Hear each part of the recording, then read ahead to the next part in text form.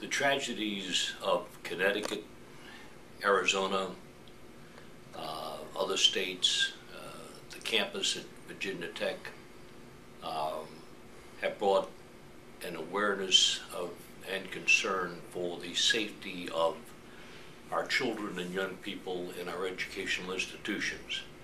Um, we all share in that safety concern, and we all share in that uh, worry that something of the nature of what happened in Connecticut could befall one of our own.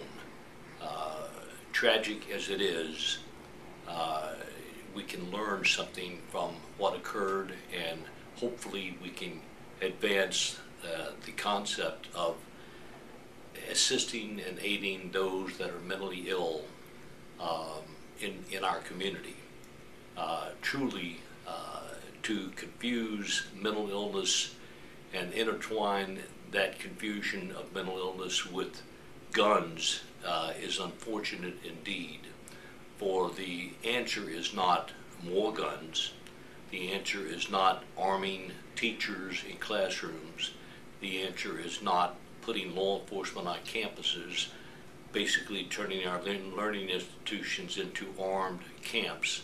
The answer is to go to the very root of the problem and address the issue of mental illness, which is so vital and can be a lethal combination when guns are involved, and a person who is untreated, as far as mental illness is concerned, takes an absolutely irrational concept and turns it into the tragedy that we have witnessed recently. Legislatures across this country have slashed funds for mental illness, have gone out of their way to, in the nature of trimming entitlements, taking away funds that are absolutely necessary for those that need the absolute necessity of psychiatric care if they in fact are mentally ill.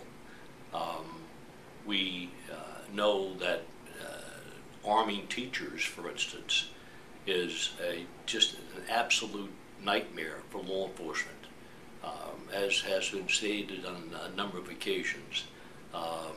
How is a police officer to know that an armed teacher is not the culprit in the classroom, and the consequences of tragedy and the potential of tragedy can occur. This is a realistic way to evaluate arming teachers, for instance, in classrooms. I've heard it said that college students should be permitted to carry firearms on campus. What an outrageous idea that is. That is absolutely, totally adverse to how we should treat this problem, and that being more monies funding mental health programs to make certain that individuals that are mentally ill receive their medications, and to make certain that they receive their psychiatric care. As I said, more bed space is necessary for those that are mentally ill and need hospitalization, and legislatures apparently don't realize or understand the complexities of a mind that is chemically imbalanced and capable of such horrific acts. A number of years ago, I represented an individual, male, a Vietnam veteran, who was by all outward appearances a loving, caring father, husband to his wife, good neighbor, and was in effect an outstanding member of the Parent Teachers Association of this particular elementary school where his son attended. But beneath the surface, this individual was a emotionally troubled and mentally ill individual as a result of post-traumatic stress occurred as a result of his involvement in Vietnam. He got a job and unfortunately hurt his back. He had gone to the Veterans Administration for assistance and saw a psychiatrist who prescribed medication for him.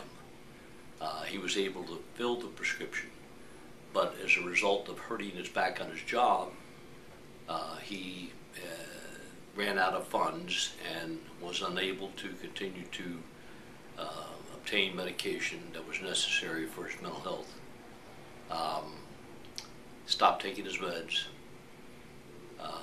One day, he goes to a gun show, and he purchases a number of firearms, two of which were assault-type weapons.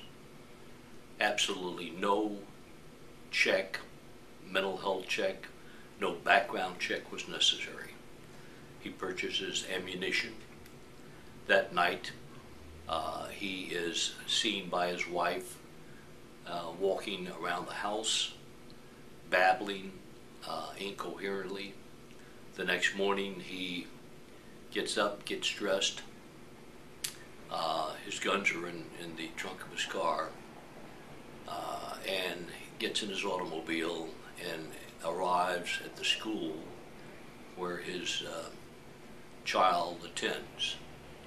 Gets out of his car, gets his guns, his bandoliers of ammo, and walks to the front door of the school at 8:30 in the morning as classes are just beginning. The first person that he sees is the receptionist. The next person that he sees is an armed police officer, an individual who was a member of the drug awareness program, who had been at the school with his partner, who was also an armed police officer. My client,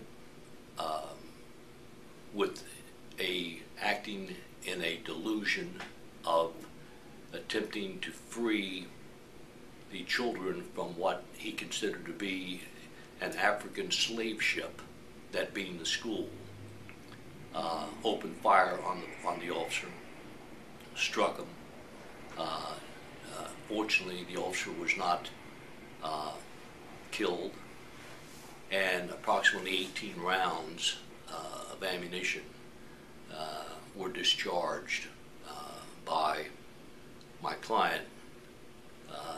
One of those rounds struck the other officer, and fortunately his life was spared as well. My client was arrested, kept babbling about the African slave ship, and was tried and was found not guilty by reason of insanity. The answer to mental illness is actually more funds from legislatures, not more guns.